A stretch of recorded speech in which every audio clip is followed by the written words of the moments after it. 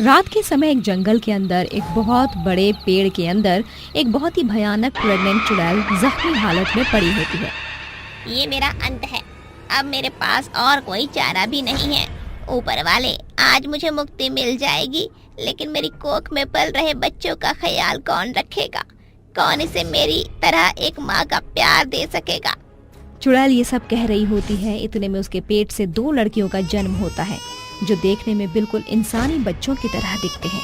उन्हें देखते ही चुड़ैल उनसे कहती है, कितने सुंदर और कितनी प्यारी बच्ची हुई है, लेकिन अफसोस मैं इनके साथ ज्यादा समय तक नहीं रह सकती। चुड़ैल अपनी दोनों बेटियों को जन्म देते ही वहाँ से मुक्त होकर चली जाती है। जिसके बाद वो दोनों बच्चियां उस पेड़ के अंदर पड़ी हुई रोती रहती हैं कि तभी जंगल में एक लकड़हारा लकड़ी काटने के लिए आता है और वो उस पेड़ के पास पड़ी हुई कुछ लकड़ियां काटने लगता है कि तभी उसे बच्चे की रोने की आवाज आने लगती है। अरे ये क्या, यहाँ तो बच्चों के रोने की आवाज आ रही है, लेकिन ये बच्चे हैं कहाँ? वो लकड़हारा जंगल के चारों तरफ बच्चों के रोने की आवाज को ढूंढने लगता है। जिसके बाद उसकी नजर वहाँ के एक विशाल पेड़ पर पड़ जाती है। जिसके बाद वो अपने आप से कहता है, ए भगवान, आवाज तो इस पेड़ के अंदर से ही आ रही है। लगता है इस पेड़ के अंदर कोई बच्चा है, मुझे उसे निकालना होगा। जैसे ही लकड़हारा अपनी कुल्हाड़ी से उस पेड़ को काटने वाला होता है कि तभी उस पेड़ के अंदर एक दरवाजा बन जाता है जो अचानक से खुलने लगता है। जैसे ही वो खुलता है, उस पेड़ के अंदर दो बच्चियां रो रही होती हैं, जिन्हें देखकर लकड़हारे को उनके ऊपर बहुत तरस आता है। वो लकड़हारा उन दोनों लड़कियों को पाकर बहुत खुश होता है। जिसके बाद वो उन दोनों को अपने साथ अपने घर ले आता है और उन दोनों का रिंकी मिंकी नाम रख देता है और उनकी अच्छे से देखभाल करता है। जिसके बाद वो उन दोनों को दूध पिलाकर सुला देता है। जैसे आधी रात होती है, वो दोनों बच्चियां भूतिया बच्चियां बन जाती हैं और रात के अंधेरे में अपना शिकार ढूंढने के लिए निकल जाती हैं। बहुत जोरों की भूख लगी है, अब कुछ मजेदार खाने को मिल जाए तो पेट की भूख को शांति मिल जाए। लेकिन तुझसे पहले मैं शिकार ढूंढ कर खाऊंगी। ये कहकर वो दोनों अपने लिए शिकार ढूंढने लगती हैं। तभी मिंकी को गांव में एक गौशाला के अंदर कई सारी गाय भैंस दिखाई देती हैं। अरे अरे, वो देखो सामने कितनी सारी गाय भैंस हैं। इन्हें खाने के बाद तो हम दोनों का पेट भर जाएगा। हाँ हाँ, क्यों नहीं, नेकी और पूछ पूछ। वो दोनों गौशाला की बेचारी मासूम गायों को मारकर खाने लगती है।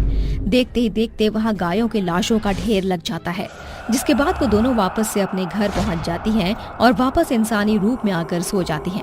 अगले दिन गांव में बहुत ही बुरी तरह गायों के मरने का हाहाकार फैल जाता है और गांव के सभी लोग गौशाला के पास खड़े हुई मरी गायों को देख रहे होते हैं। हे भगवान, मैं तो लुट गया, मैं तो बर्बाद हो गया। करोड़ों की मेरी गाय मिट्टी में मिल गई। पता नहीं कौन मेरी मासूम गायों को मार कर चला गया। अरे भाई साहब, अच्छे से याद कर लो, आखिर इस गांव में तुम्हारी किसी से दुश्मनी तो नहीं? अरे लता बहन, तुम भी अब कतई शहर वाली बात बोल रही हो। अरे भला आज तक मैंने कभी किसी का बुरा सोचा है क्या? अरे भैया जी, जरूरी है क्या कि कोई दुश्मनी ही निकालने की खातिर ये सब करेगा? क्या पता, हो सकता है कि कोई आपको आगे बढ़ता हुआ नहीं देखना चाहता हो और इसलिए उसने ये सब किया हो। अब तो ऊपर वाला ही जाने कि किसने और क्यों किया है ये सब। चलो तुम लोग अपने अपने कामों में लग जाओ। किशोर की बात सुनकर गांव के सभी लोग अपने अपने कामों में लग जाते हैं। जिसके बाद वहां से वो लकड़हारा भी गुजर रहा होता है जो किशोर को परेशान देख उससे पूछता है। जिसके बाद किशोर उसे अपने साथ हुई पूरी घटना के बारे में बताता है, जिसको सुनकर लकड़हारा बहुत परेशान हो जाता है। अरे भैया जी, काहे इतना चिंतित हो रहे हो? चिंता मत करो, सब कुछ ठीक हो जाएगा। और एक बात याद रखना, कभी कोई किसी का बुरा करके फलता नहीं है। वो लकड़हारा ये कहकर वहाँ से चला जाता है। जिसके बाद धीरे धीरे रात होनी शुरू हो जाती है और सभी समय से ही अपने घरों में जाकर सो जाते हैं। वहीं वो लकड़हारा भी उन दोनों भूतिया बच्चियों को दूध पिलाकर सोने के लिए चला जाता है। आधी रात होते ही वो दोनों भूतिया बच्चियां बहुत ही भयानक चुड़ैल में बदल जाती हैं और फिर से अपना शिकार ढूंढने के लिए चली जाती हैं। ऐसे ही उन्हें कई दिन बीत जाते हैं। जिसके बाद एक दिन एक चक्रवर्ती नाम का लड़का शहर से उस गांव पहुंच जाता है और अपने परिवार वालों से मिलता है। जिसके बाद वो और उसके परिवार वाले बहुत खुश होते हैं। तभी उसकी माँ उसके पास आती है और उससे कहती है, देखो बेटा, तुम शहर से वापस लौट आए हो, मुझे इस बात की बहुत खुशी है। लेकिन तुम्हें मेरी एक बात माननी होगी। रात के समय चाहे जो हो जाए, लेकिन तुम घर से बाहर मत जाना। बाहर बहुत खतरा है और हमारे इस छोटे से गांव के ऊपर एक चुड़ैल का साया भी है। अपनी माँ राधा की ये सारी बातें सुनकर चक्रवर्ती उन्हें अनसुना कर देता है और वहाँ से चला जाता है। जैसे ही रात होती है, रात के समय चक्रवर्ती ठंडी हवा खाने के लिए बाहर चला जाता है और गांव की सैर करने लगता है, जिसके बाद दोनों चुड़ैल चक्रवर्ती को देख लेती हैं। आ गया हमारा शिकार, इसे भी मारकर हम दोनों खाएंगे और हमारा पेट भर जाएगा।